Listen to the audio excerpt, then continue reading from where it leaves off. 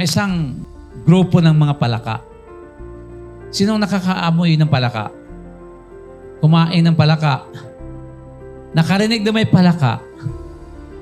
Nakakita ng palaka. Sino? Taas kamay. May grupo yung mga palaka. Yung palaka, nandun sa putikan, mabaho, talaga. Baho. Pero yung mga palaka, nandun, may isang palaka na gustong tumalon. Talon ng talon yung palaka. Kasi may nakita Diyos sa taas na magandang lugar, mabango. Ang ginawa ng isang palaka, talon. Sabi ng mga kasamahan niyang palaka, uy, patpating palaka. Ba't ka talon ng talon? Hindi mo kaya yan. Taas niyan eh. Taas niyan eh. Talon ka ng talon. Alam mo yung isang palaka, walang ginawa, kundi talon. Alam mo sa kakatalon, di ba, umiinat yung mga binte? Tama ba? Ibig sabihin, yung palaka na yon na talon, kahit may mga nagsasabing, hindi mo kaya yan. Eh nakita ng isang palaka na maganda yung lugar eh, mabango, maliwanag. Pero yung ibang palaka, wala na, andun lang. Nagmamasid lang talaga doon sa isang palaka ng talon. Alam mo sa kakatalon ng isang palaka, one time, na italon diyang malakas. Umakyat siya doon sa napakagandang lugar. Tiningnan niya yung mga kasama niya. Kuwawa naman kayo.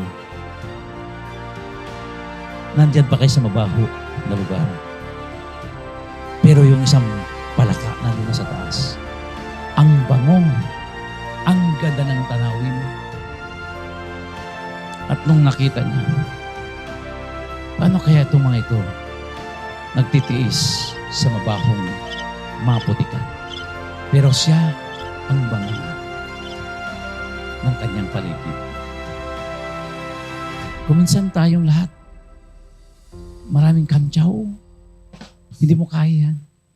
Kahit kinakantsawan siya ng mga palakang kasamahan niya, hindi niya narinig kasi bingi pala yung palakang yun. Kaya talon ng talon. Kung gusto mo daw makuha ang mga pangarap mo sa buhay, magpakabingi ka sa mga discouragement, sa mga negative na mga taong aayaw sa mga gustong abutin sa buhay. Mga taong, ay, hindi mo kaya yan.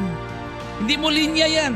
Pero yung isang palaka, talon ng talon, hanggang sa narating yung pinakamagandang lugar. At doon na siya nanirahan, ang bango. Ang ganda ng paligid.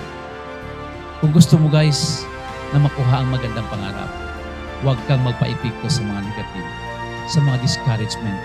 Humataw ka lang, gigilan mo lang. Kung ang pamilya mo, asawa mo, negative, huwag kang makinig. Dahil alam mo naman ang direksyon ng buhay ng gusto mong abutin.